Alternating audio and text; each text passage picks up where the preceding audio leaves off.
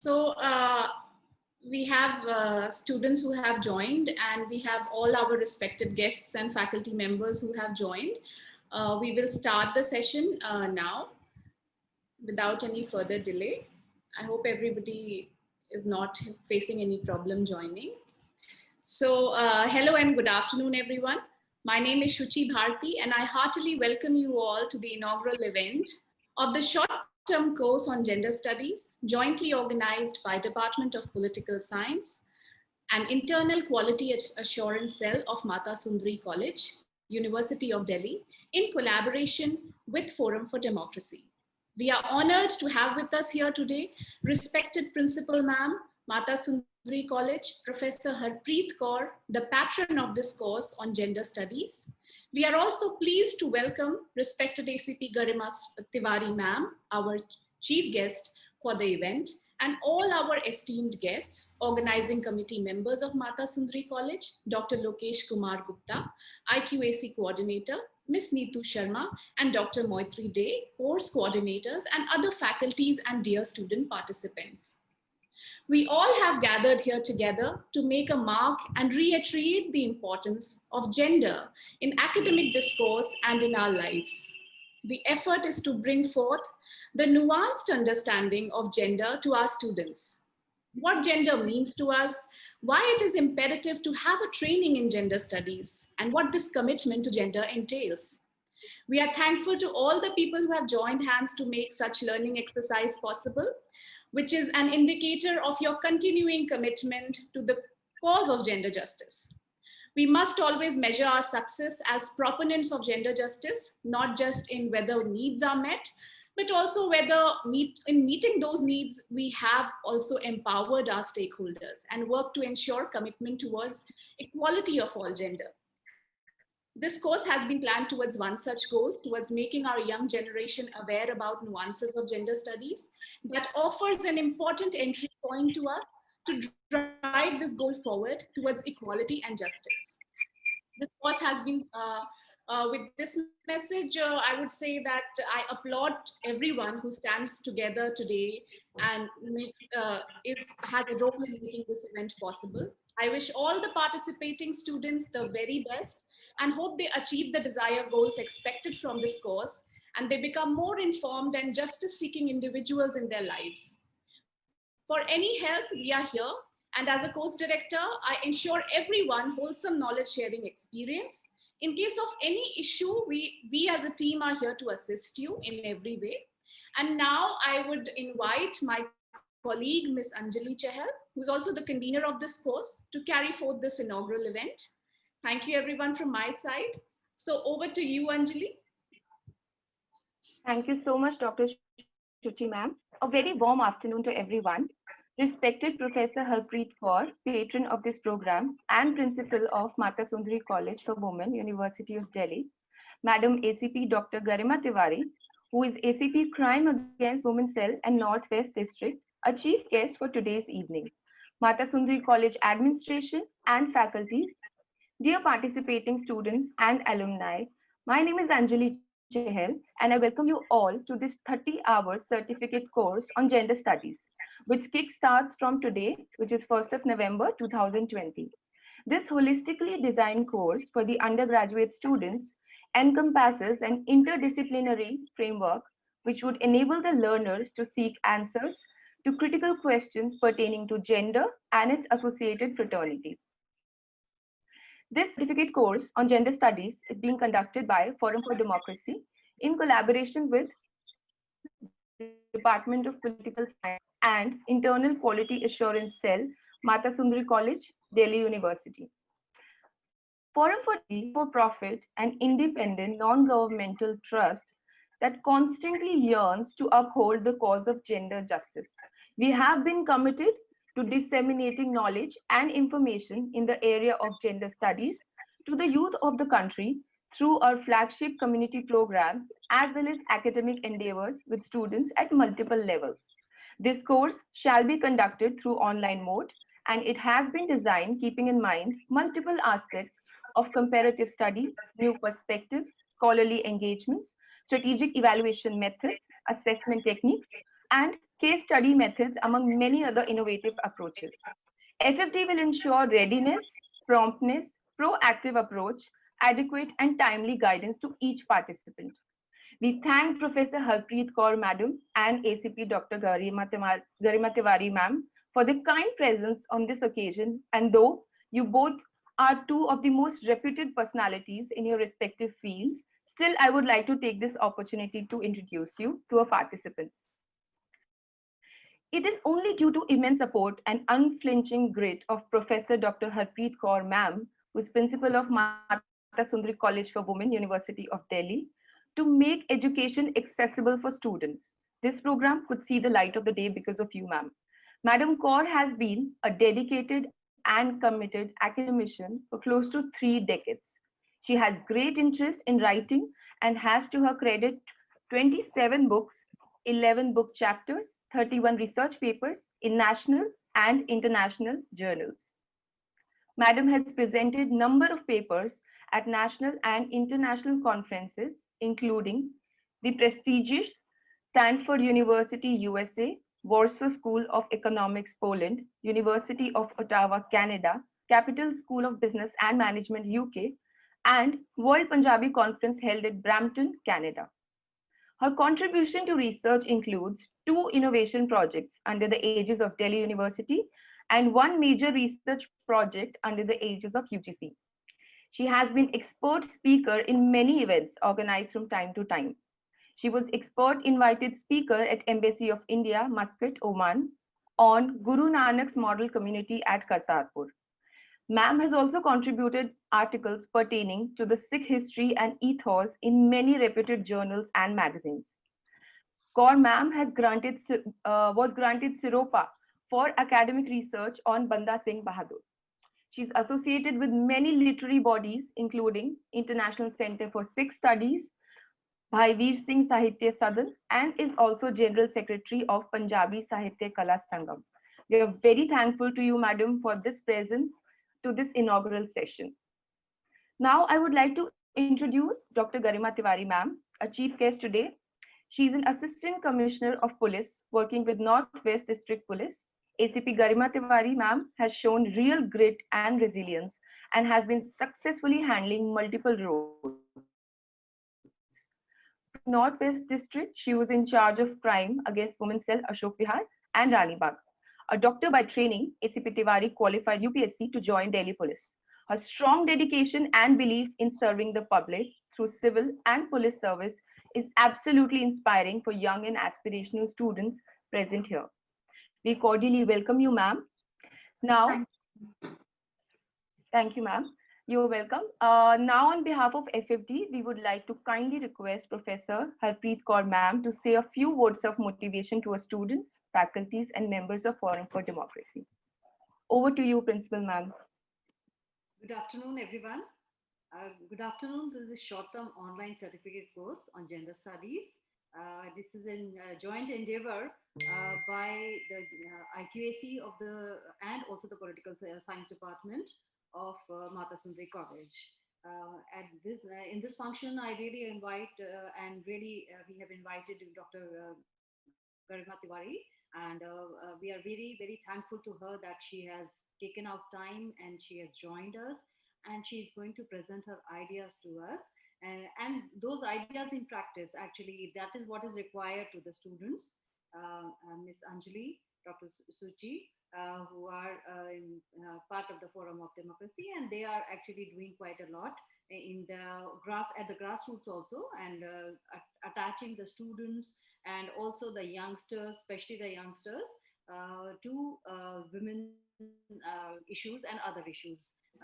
Ms. Neetu and Dr. Lokesh, who have designed this program, and their entire team who have really designed this very, very comprehensive curriculum of this particular short-term course. This is our endeavor to give best to our students, because we know that until and unless you have additional qualifications, you really cannot do well. These skill-based and these kind of courses which we have introduced at Mata Sundari College, I think they are going to help you in many facets. Because if you are, looking out for a job, I think these courses will help you with additional qualifications. You can present to the interviewer that this is what you have done and this is the outcome. Also, it will be enriching for you. You will know and interact with so many other people in the field, that you will be really thankful that you have learned something from them. And that is why we wanted to attach you with the professors and also activists in the field of gender studies, so that you know that what should be, what I am and what I should be. And in this whole vein, I think asserting about women rights is most important. We have to talk about the women rights and assert about women rights, and we have to be vocal, and so on. And these are the inspirations I think you will draw from this course, that if anything is going wrong anywhere, not only towards you, but for somewhere somebody else also, you are going to raise your voice. And mainly because we are Mata Sundari College for women, and at this juncture, I think I would reiterate that the role of Mata Sundari ji, especially as a leader of Khalsa, and she took the Khalsa community along with her. She was so dedicated to education, especially the spiritual education, and she actually got the so many books and all published, also printed also. And because and they were written down by so many writers, so that the spiritual values could be disseminated to the larger society. She was also keen on all around development of people, and this all around development of the people and the children especially. And she had Jasat Singh Ahluwalia staying with her in near the Gurdwara we are placed. And she gave all types of education with horse riding, in weapons and value-based education to him, so that all around development is possible. So I really take pride that we are at a place, at a historical place where Mataji lived, and she was actually keen on education, and she was you can say epitome of women leadership. And so that is why it is really appreciable. Now we see in the present society, we can say the hazards of women are linked to so many things. First is deterioration of women in the earlier times. We see that in the earlier times, of course, not just to forget about the Vedic times, but deterioration had set in the in the ancient times, and also the medieval times, and in the modern times it has worsened. And all these things, education, modernity, all these things have actually not worked as far as women is concerned. And that is why women had to organize themselves in the movements, and they had to raise their voice and ask for their rights. And the problems of the women diverge according to the social milieu. You see, there are so many prescriptions depending on the society you live in, that आपको ये करना चाहिए, आपको ये करना चाहिए. So these things that you are to being told that you have to do this thing and you have to refrain from doing something, all these are actually hampering your personality, harming your personality. And that is why these kind of prescriptions so specific to gender should be really avoided, and they are not being avoided. There are certain prohibitions also. For example, if there are it's Dalit women or women belonging to backward communities, there are so many prohibitions that you are not supposed to do this, and which are meaningless, which are just useless as far as we we take it rationally, but they are there in the society. And it is a double kind of a burden for women, who is a Dalit also and a woman also. So double kind of problem is there, and her problems multiply manyfold. So these are various problems which are there in society. Also, you see the family structure, and family structure. If it is joint family, there can be certain other problems, and nuclear families, then there are other problems that you have to take care of the household, and you are unable to go out and work. So according to the family structure also, many problems come in forefront. Class is another issue. As far as class is concerned, the rich and poor class women have problems, but different kind of problems. Their set of problems is totally different. We might think that the higher class women don't have problems, but it is not so. Class is retreating, and it is actually multiplying again the problems of women, especially the economically weaker sections. Caste is another factor, because low class women, again, there are again injunctions that this is not to be done, and this is what to be done. They are being mistreated, and so many other problems which are there in the society. Regarding the property issues, a lot of problems are coming up. Property issues where you see, even if earning women are much more, but the property owned by women all over the world is very nominal. So why this is so? If the woman is earning also, and but she is unable to take property in her name, and that is why government gives certain favorable conditions also to women. But despite that, women have negligible property in their name, and it is always the men, despite the earning, they will own the house or whatever it is, mostly. So these kind of, why this kind of treatment is there. Regarding the morals also, the morality of a particular community might say that this is to be done and this is not to be done, and they have their own moralities, and those the really injunctions coming up, and the whole issue of khap panchayats and all these things which we are seeing even in the present times, and those moral killing, and those kind of things which are coming up in society are really pathetic. Then women are not getting rights as per the law. Recently, all know that we have got this right that there is equal rights to daughters as well as the sons, and but yes, of course, but let us see how in practice it actually comes up in forefront, because we know that there can be law, but the social milieu, the social norms are so strong that women might not accept, or might not ask for this kind of property. Then also you can say the apathy of lawmakers has been there as far as women is concerned.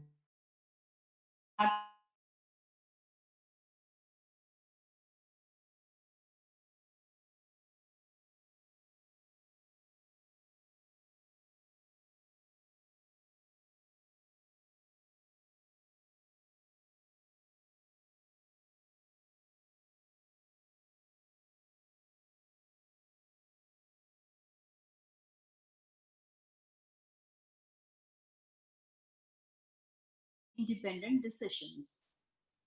Now, financial inclusion is becoming another problem, that women are not included as far financially in the mainstream, and they don't have bank accounts, and they cannot operate it and all.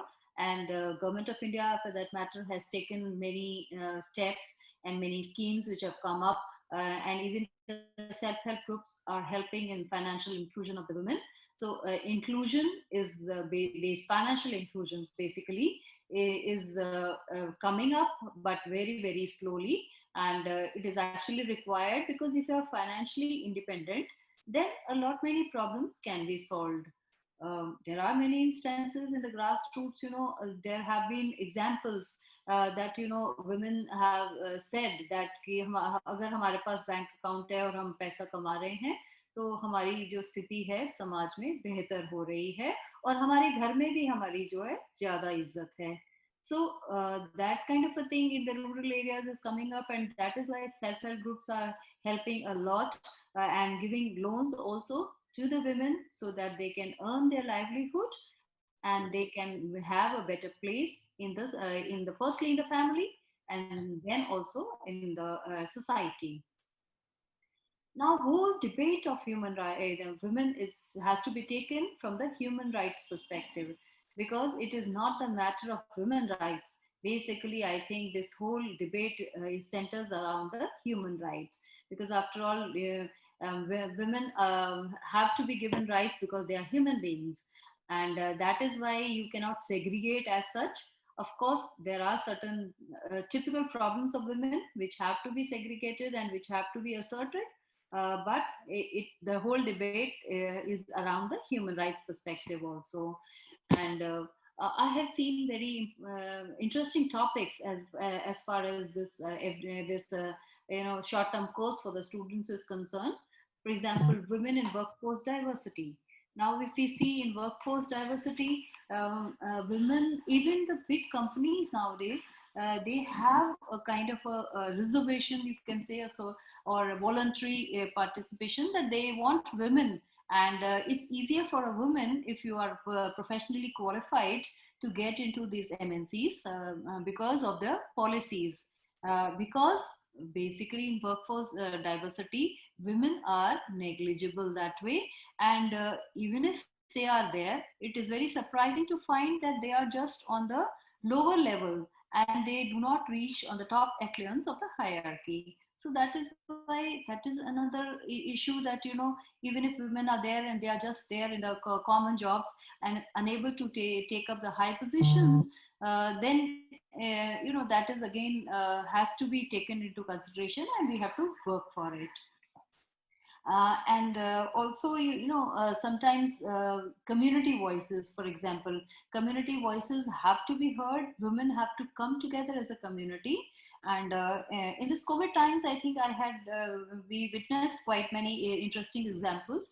I think when this whole liquor shops are opened, and women in a part of India, they threw the liquor bottles, and they said, no, you have to close it, because it is double problem for them. Men at home and men consuming liquor would become worse. So the community came together, and that is why, if at the lower level, community comes together, and we in the we people, all the NGOs and all, if we come together and develop the community sense in them, I think a lot many problems would be solved at the at the local level only. And so that is why we have to organize women, we have to awaken them, and we have to make them aware of the rights. Until unless you are aware, I think you cannot ask for anything. Violence of women against women, I think that is again one topic which is there in the part of the course. And again, surprisingly, I will just give example of COVID times only. uh, Violence has been there in the family, and this is surprisingly not only there in the developing countries or Asian countries, but European countries also, like France, and those helpline numbers never stopped ringing, because so violence was there. And so one of the women went went out of the house because she was not able to bear what was happening. Now this is the condition of the developed countries. And when in India,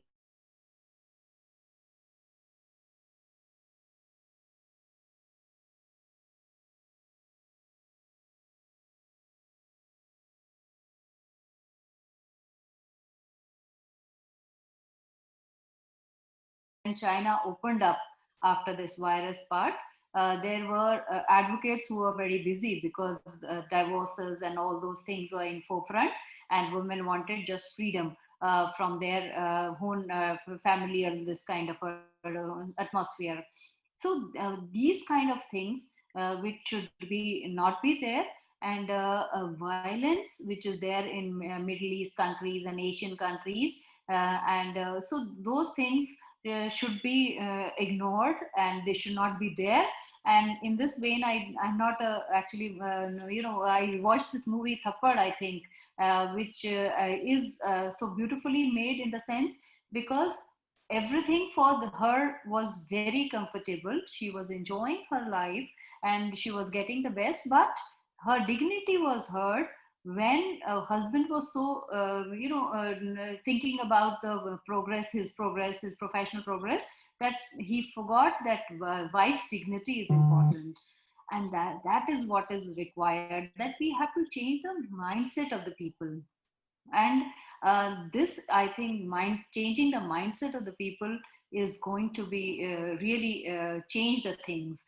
And that is why all type of health, whether it is physical health, it is professional, it is psychological, it is also a psychological aspect of health, all these are very important, that we have to grow into a healthy society which is there mentally, physically, and psychologically. Wellness is there, happiness is there. And this is possible only when our younger generation is aware. And programs like this, I think, will make you aware about where our society is going wrong and where we are going wrong by just taking things lying down. And we have to understand the whole nuances, and we have to understand the whole perspective, and also raise our voice. And that is, I think, going to be the correct view, and this is what to be this has to be done. And so I once again congratulate the Forum for Democracy also, and my political science department, IQAC department, and also Dr. Garima Tiwari.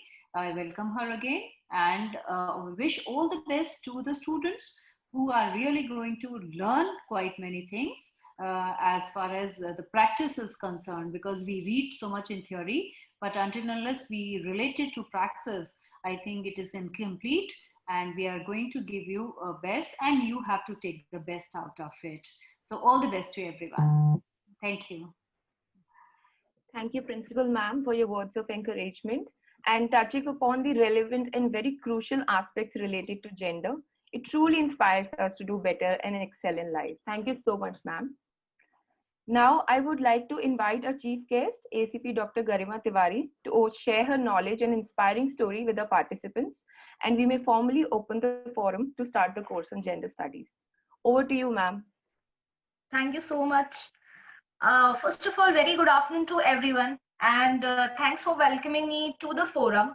And it was a very great pleasure listening to ma'am right now, Principal ma'am, about how in wide perspective she has seen the gender issues, which not only relates to the reproductive health or to the violence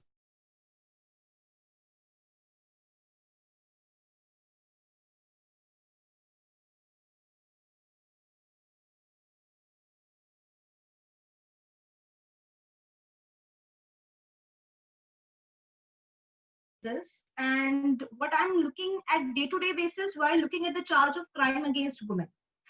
First of all, I would like to go through my personal experiences. So I cleared my mains.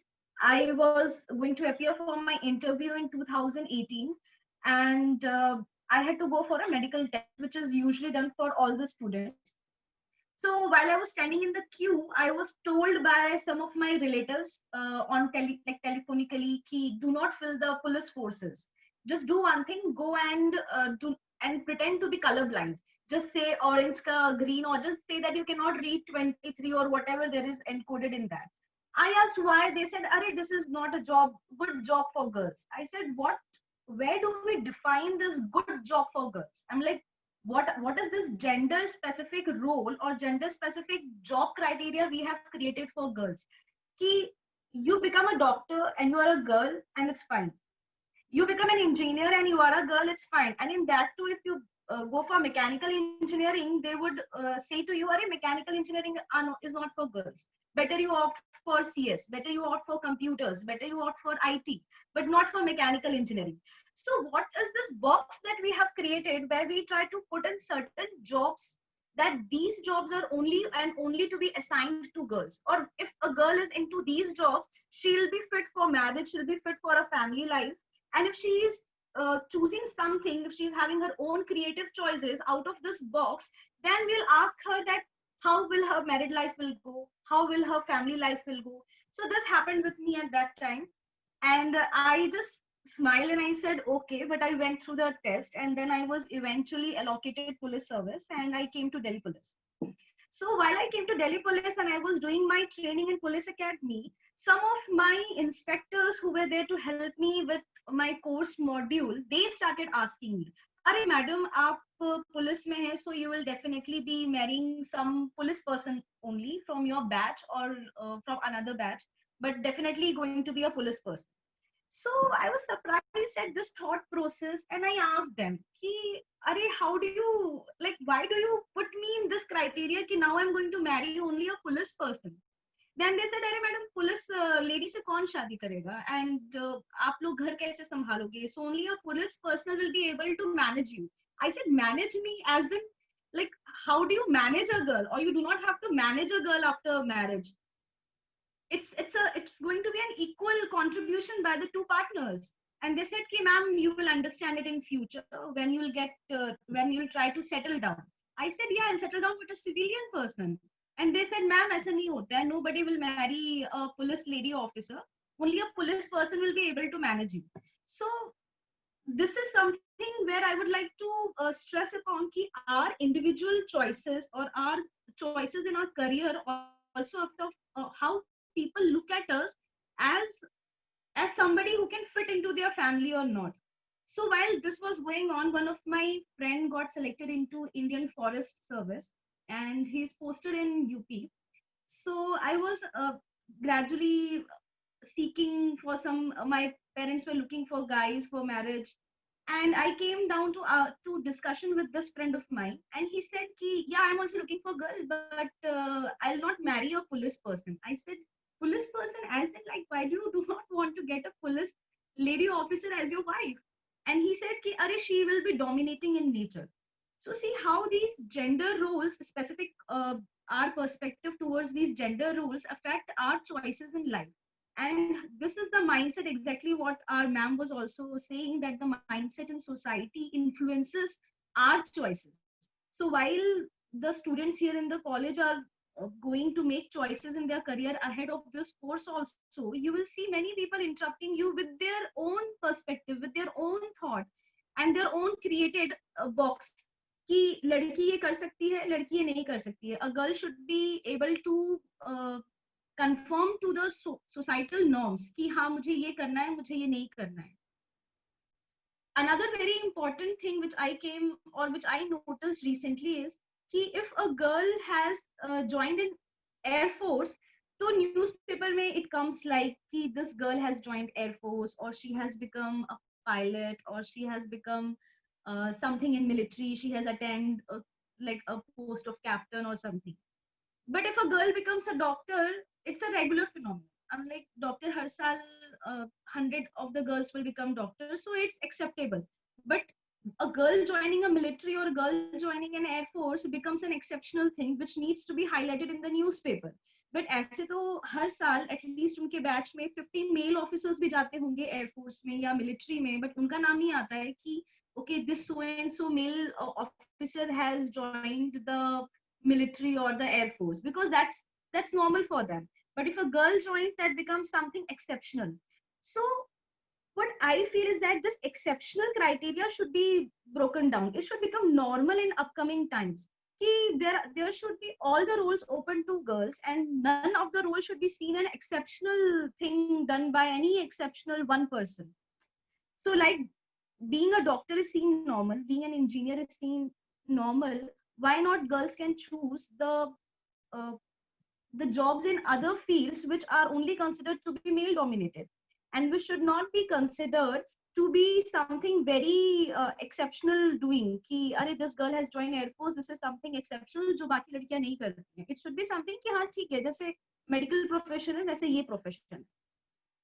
Similarly, going through this now, when I joined the Delhi Police, I was firstly assigned the office in crime against women. So we daily deal with around 15 to 20 cases and the complaints coming from girls, ranging from all sorts of violence. So I'll try to discuss 3 case studies which I have really jotted down, thinking of all the cases I have seen. So the first case study, there was this medical doctor, 27-year-old. She came up to me, married a year ago in 2019. She got married. Her father is also a doctor, and they spent around 40 lakh in her wedding. They also got the guy a car on EMI, and the EMI is still being paid by the girl's father. The guy, he never physically did hit the girl. He never touched physically, but he kept shaming her for her body, for her dressing style, for how she looks, for what kind of dresses she wears, and how his friends' wives they wear what dresses, and he started comparing, and it thoroughly damaged her self-esteem. So while I was meeting that girl, I asked, "What is the issue?" She started crying. So usually when girls come to crime against women cell, in the first 10 minutes they cry because they really have a damaged self-esteem about themselves. They really think that they also have done something wrong. They understand that whatever is happening to them is not correct, and they want to get out of the situation, but they themselves feel so hurt emotionally that they cry. So I let them cry for good 5-10 minutes, and then I asked her, "What is the issue?" She said that, "I think I'm a little fat." I said, "You're a little fat. So what does it have to do with your marital dispute?" She said, "Ki, ma'am, my husband doesn't like me because of the way I dress and the way I look. And I'm trying to change it." So firstly, I asked her, "What you are trying to change?" I'm like, "Who asked you to change?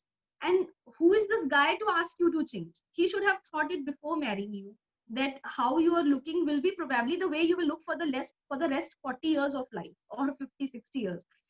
But did he sign like any agreement ki today I'm marrying you in this condition, and after 2 years I want to fix this goal for you, that you will become this, or you will conform to this norm of my beauty standard?"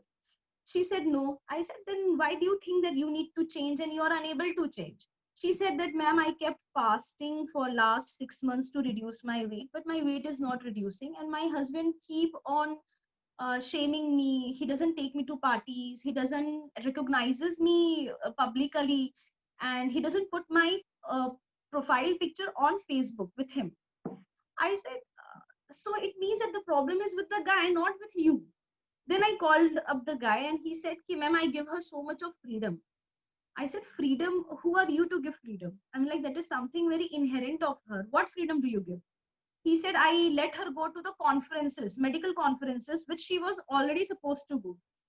I asked him, Ki, "Acha, you let her go to medical conferences, but who are you to decide the boundary of her freedom? Who are you to decide in what quantity you are going to give her the freedom? Who gave you this right?" He said, "Are, she's my wife. I let her go to conferences. I let her shop. What more she needs? But she's fat. I just want her to reduce weight. This is the only expectation I have. Apart from this, I have no expectation from her."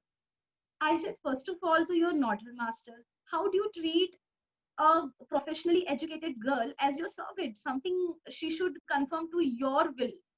If she starts asking you, why do you dress like this? Why do you go out like this? Second of all, who are you to decide the extent of freedom she can exercise? Because that is something she has. The power is in her hand. That's her freedom. You're nobody to define the boundaries of it." He was confused. He couldn't understand. So he said, "Ki, no, I don't want to keep her." I said, "Acha, you don't want to keep her? Then what should be done?" He said, "Ki, आप amicably divorce के लिए file करवा दीजिए." And the girl was crying. She's like, "No, ma'am, मुझे divorce नहीं करना है. I'm pregnant for 2 months. Ma'am, मुझे divorce नहीं करना है." And I was like, the guy is saying to you on your face that he doesn't want to keep you with him respectfully. He doesn't want to keep you with him because he is satisfied with you, and you are earning.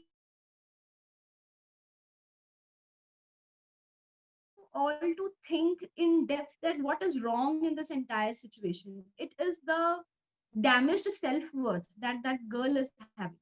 Ki, if I stay with this man, I'll be safe, secure, or this is right. Actually, her understanding of staying with this man is कि अगर इसके साथ में रहूंगी तो ठीक है क्योंकि शादी कर ली है. अब ये जैसे भी बोलेगा, I'll lose weight, but I want to stay with this man. So her self-worth is greatly damaged. She's unable to make difference between her respect and the gender societal role that she's performing of wife. being a wife or being a medical profession में होते हुए भी she is unable to understand where she should draw a line between how much far she can take the abuse. So my first question for all of you to think is that is the violence only physical in nature? Do all of us only face physical violence? Don't we have faced emotional violence or verbal abuse ever? And don't we take it very normal? Like somebody telling us ki, "Arey, you don't look pretty, and why would somebody marry you?" Or buying or saying that your color is a little dull, and if you want to get married, lose weight. If you want to get married, apply the fairness cream. And we do abide by those rules somewhere. And this is just not about physical abuse. This is about the emotional abuse and the psychological abuse that we all as women face on day-to-day basis. We do face gender-based discrimination, but we also have a very subtle psychological abuse going on with most of us, which we are unable to pinpoint ki this is the line I should draw between my self-respect, between my self-worth, and between conforming to the norms of the society. So societal norms are not generated in a day or two that we can shatter them, but definitely we have to have this kind of thought process where we think in depth ki which societal norms are going to be beneficial to me, to my individual growth, and which societal norm, if I abide to by, is not going to help me or is going to damage my self-worth. And looking at myself as some substandard person or as a grade 2 citizen in front of any male partner of mine is not going to do any good to me, because it's not good for my individual growth. So I think gender role in particular has also to be seen as gender role versus my individual growth. Now I'll discuss a second case which came up to me. The girl had done MBA, and she was 26-year old, married like just 6 months before this in 2019 itself.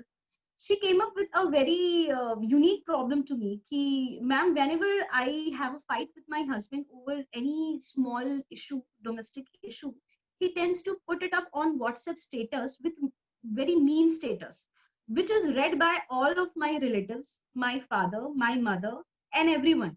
So I realized that in present generation, the abuse is not just about physical or emotional or whatever goes inside the house. It has also taken a, a, a form in the form of digital media, where the guy is able to put out such mean messages on WhatsApp status. And when I asked this girl, what all you have done after marriage, she said that I was working before marriage. My husband and in-laws asked me not to work because they wanted a girl who could take up the responsibility at home. So I left my job. And my husband is very jolly nature, but he goes out on all boys trip. He has his parties where I am not invited because it is all boys trip. And ma'am, I don't have an issue with that. But the problem is that whenever we fight, he puts out mean WhatsApp messages. And when I say mean WhatsApp messages, they have abusive words in that without referring to her. But gradually, when you read those messages, you will understand that he is referring to his wife. So I asked this guy कि now what is your say? He said कि ma'am मारा तो नहीं ना, ma'am कुछ बोला तो नहीं इसे घर पे, बस WhatsApp status ही तो डाला. अब मैं WhatsApp status भी ना डाल सकूं, तो then what is my freedom?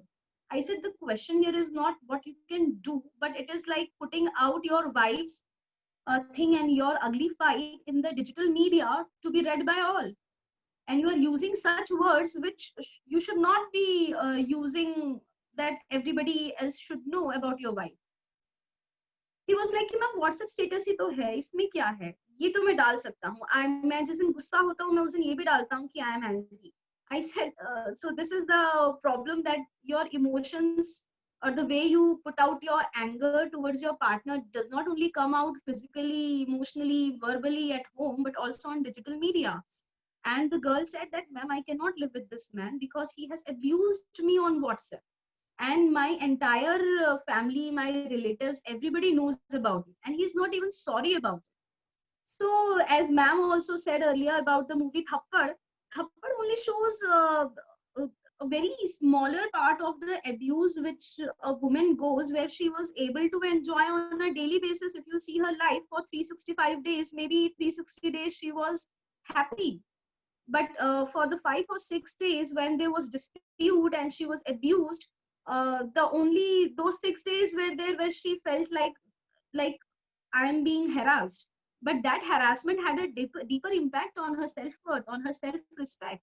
So similarly on digital media also, as I think the participants here are all the young fellows on the college, they might be very well aware of this WhatsApp and Facebook platform, how it happens and how it does impact your self-worth. So while you choose your career, while you choose your partner, while you have all the things in front of you, do have this kind of line drawn to what you will put up to and how much you will put up to somebody's nonsense. If somebody is doing something wrong with you, and you also need to recognize the psychological impact of very small things which we tend to think अरे होता है ऐसा तो चल गया अच्छा ठीक है sorry बोल दिया. Even if that guy says sorry to this girl 1,000 times, it would not heal her, because she has faced the harassment and the insult in front of her relatives. The third case which I want to discuss is about a girl. Her husband is in police itself, surprisingly, from another district, and she came up and she said, "Ki, ma'am, this guy, he abuses me like anything. Uh, in days when I'm down, I'm not able to work at home, and if I'm late from my workplace, she works. She's also doing some teaching job. She says if I'm late from my work for even half an hour, I have to give my accountability to." So this accountability factor also did strike me, that have I been accountable to somebody around me myself? And I thought there are two perspectives to being accountable. One perspective is of seeing our safety. Our parents asking us if you are late after 8, please inform at home. That is something for safety, and that should be done.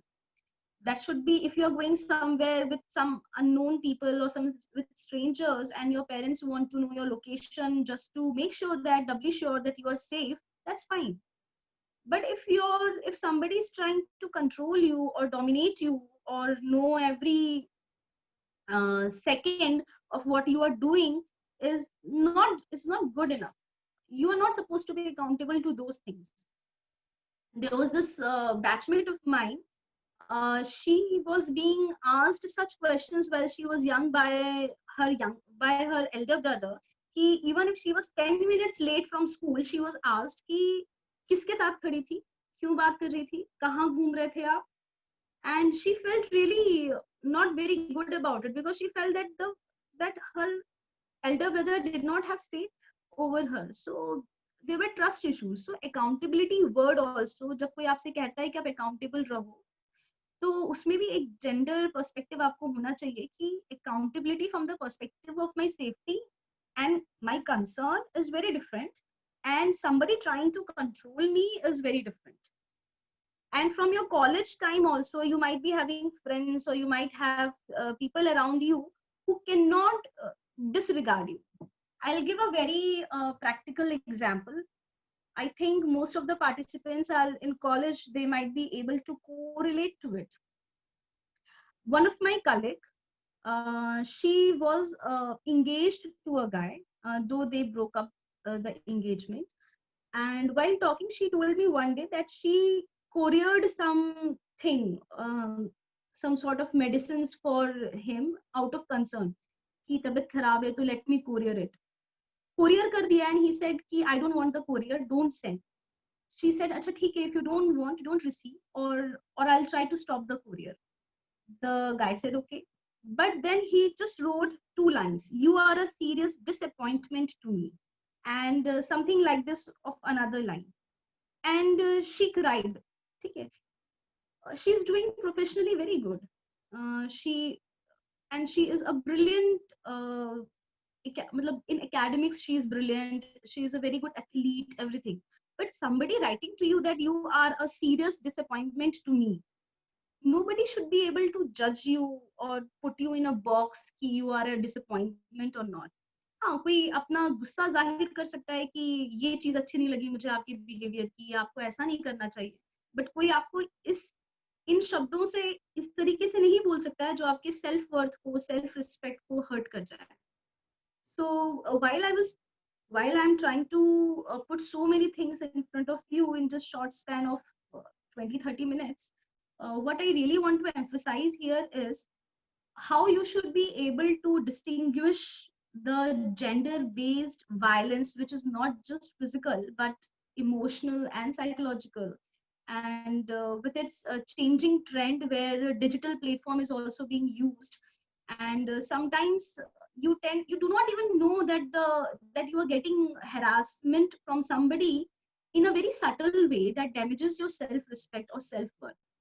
Also, while I shared my own practical experiences of how I went for interview and I was told to behave as colorblind, not to get police service, or while I was told by my seniors that now you should marry somebody from police, that your own individuality and your career choices should not be guided or should not be told by, even if 100 people says to you that ऐसा करने पे ऐसा ही होगा, या आप military choose करते हैं, या आप कोई ऐसा कोर्स चूज करते हैं, या आप कुछ ऐसा जॉब प्रोफाइल चूज करते हैं which involves a certain degree of risk or certain degree of competition with male part, कि ऐसा करने से आपकी family life damage हो जाएगी. That is really very untrue and you should not believe it until and unless you yourself see to it कि जो लोग इस profession में हैं उनकी life कैसी जा रही है. And never abide by what the general perception is, because general perception is usually not that confirming to what the reality is. Reality might be a little different, and wear your confidence, because that will make you the most beautiful person. You will be able to read literature, understand psychology of the other person. You will be able to choose your career only and only if you have your own self-worth intact and your confidence with you. So with this and a very short 2-3 cases, I would like to end, but I was going through the content of the course, and I'm seeing a wide range of topics that is going to be discussed in this course, and I really congratulate the entire team and the college faculty for providing such a very good opportunity to the participants here. So thank you so much, and best of luck for this course, and not just for this course but for your career. And I believe that you all will choose such different, such innovative, such good paths in your life where your soul will be happy and you will feel very confident about yourself. Thank you so much. Thank you so much, Garima ma'am, for sharing such invaluable experiences from the field with the student participants. It was really a delight and inspiring for all of us to hear you. I'm sure the students have a lot to take away from the session. Thank you so much, ma'am. Thank you. Thank you so much. Now we would like to request Dr. Lokesh Gupta, Internal Quality Assurance Cell Coordinator, to kindly address the students. Over to you, sir. Thank you, Anjali ji. Thank you, ma'am. आप सबका बहुत अभिनंदन.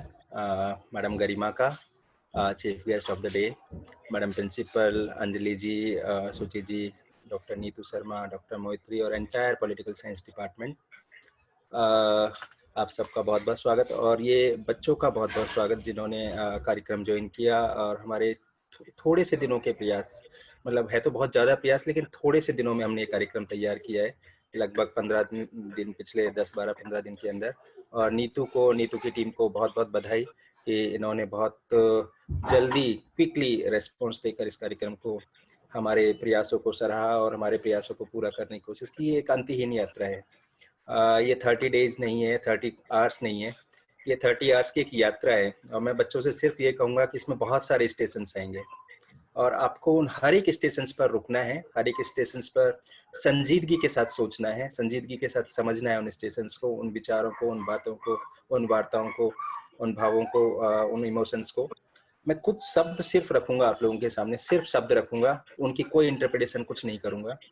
जो अभी तक का discourse, क्योंकि मेरा भी पिछले 20 साल से लगभग यही काम है, मैं मीराबाई पर काम कर रहा हूँ, मेरा रिसर्च मीराबाई पर है। कुछ शब्द हैं, एक शब्द आता है मेंटलिटी, एक शब्द आता है मोरलिटी, और एक शब्द इसके साथ में जुड़ा हुआ है मॉर्टेलिटी, और इसके साथ दो और शब्द जुड़ते हैं, एक शब्द जोड़ दिया जाता है मैच्योरिटी और दूसरा मॉडर्निटी। ये 5 M's हैं। अगर हम इन 5 M's को समझें तो ये 5 M's आपके इस जेंडर डिस्कोर्स के बीच में घूम रहे होंगे कहीं ना कहीं। हम इन 5 M's में जाएं और फाइनली मैं यही कहूंगा उन 5 M's के बीच में कि हमें अपनी सोच से आधुनिक होना है। टेक्नोलॉजिकली हम आधुनिक हैं, हमारे परिवार आधुनिक है, हमारे लोग आधुनिक हैं, लेकिन सोच से कितने लोग आधुनिक हैं ये हम नहीं जानते अभी। ये बेटियों का कार्यक्रम, ये लड़कियों का कार्यक्रम हम कर रहे हैं, लड़कियों के लिए कार्यक्रम कर रहे हैं। बिल्कुल मैडम ने बहुत अच्छे से समझाया कि ये काम आपका नहीं है। मैडम गरिमा ने जिस तरह से बताया कि दिल्ली पुलिस में आना, ये मेरे लिए भी कहा गया, जब मैं डिसेबल हूँ मेरे लिए भी बहुत सारे लोगों ने कहा कि तुम क्या करोगे दिल्ली जाकर पढ़कर, दिल्ली में कैसे सर्वाइव करोगे, तुम कैसे सड़कों पर चलोगे, कौन तुम्हें खाना खिलाएगा, कैसे हॉस्टल में तुम रहोगे, क्या करोगे, किताबें कौन उठाएगा तुम्हारी। ये एक अवॉइड करने की जो प्रणाली हमारी सोसाइटी में है, मतलब नेग्लेक्ट करने की जो प्रणाली हमारी सोसाइटी में मेंटलिटी में बस जाती है चीजों के, उनको हमें जरूर समझना चाहिए, सोचना चाहिए। आज का दिन मैं ज्यादा नहीं बोलना चाहता, बस इतने से ही कुछ शब्द रखूंगा। एक मीराबाई की सेंटेंस मुझे बहुत परेशान करती है, एक ही सेंटेंस है सिर्फ, सखी मेरी नींद नसानी हो, पिया को पंथ निहारत सिगरी रैन बिहानी हो। अंतिम सेंटेंस है इस पद की, और कहीं इसमें कृष्ण का नाम नहीं है। हम मीराबाई को थोप देते वो कृष्ण भक्तिन थी।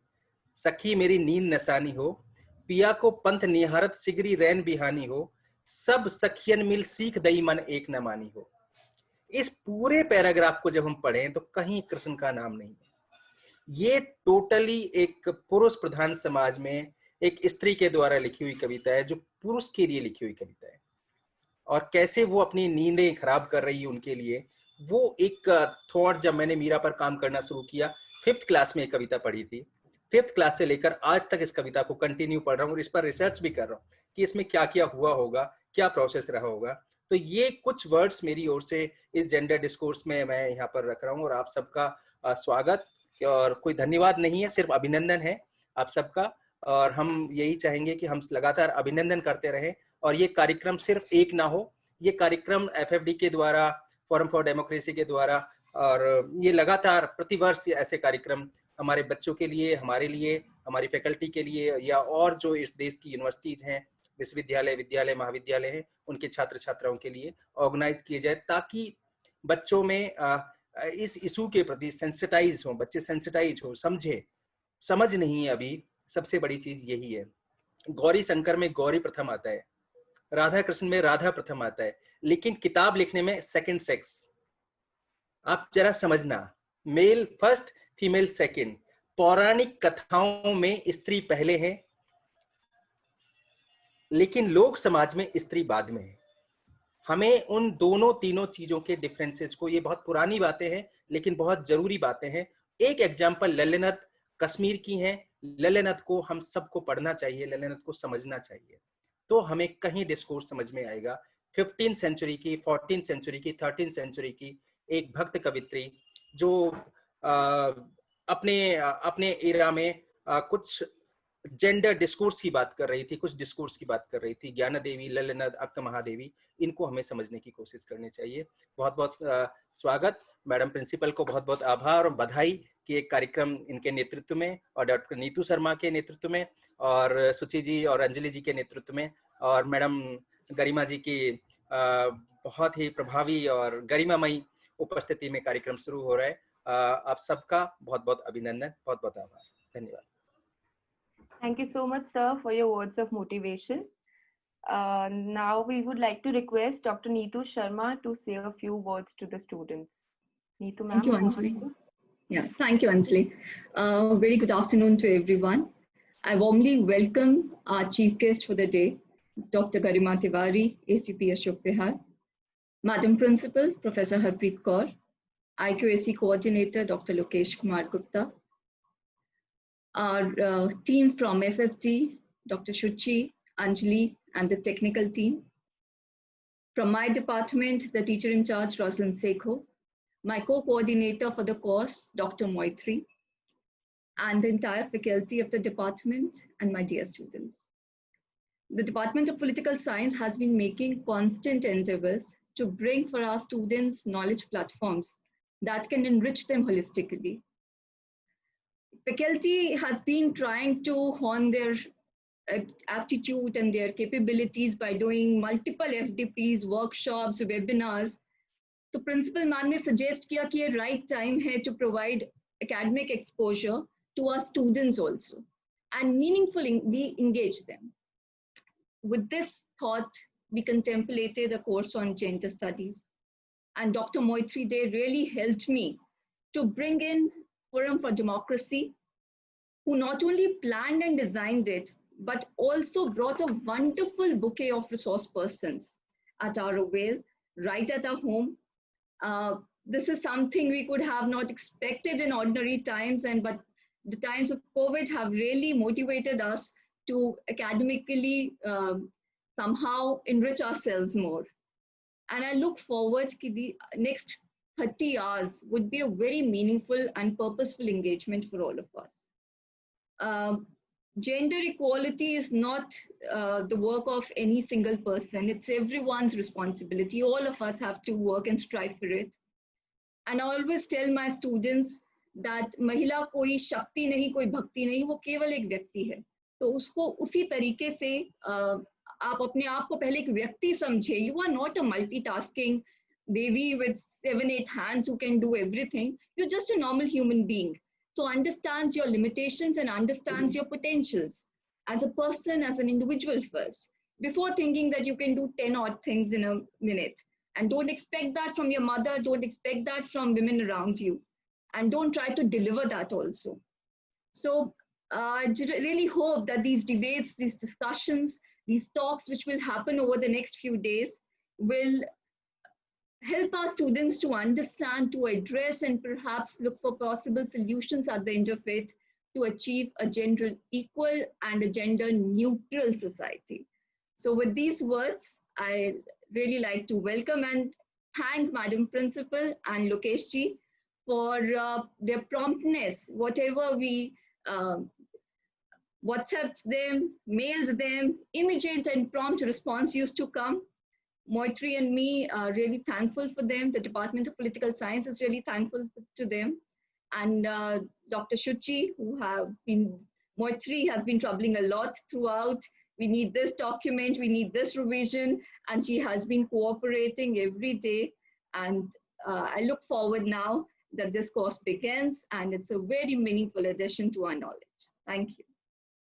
I hand over to you, Anjali. Yeah. Thank you so much, ma'am, for your kind words. Now, as we formally inaugurate a 30-hour certificate course on gender studies, I would like to take this opportunity to introduce you all to the course. The key purpose of this certificate course is to acquaint the participants with crucial aspects, interrogations, inquiries, and debates intertwining the subject. Gender Studies program will provide both historical and contemporary perspectives on myriad social, economic, and political aspects.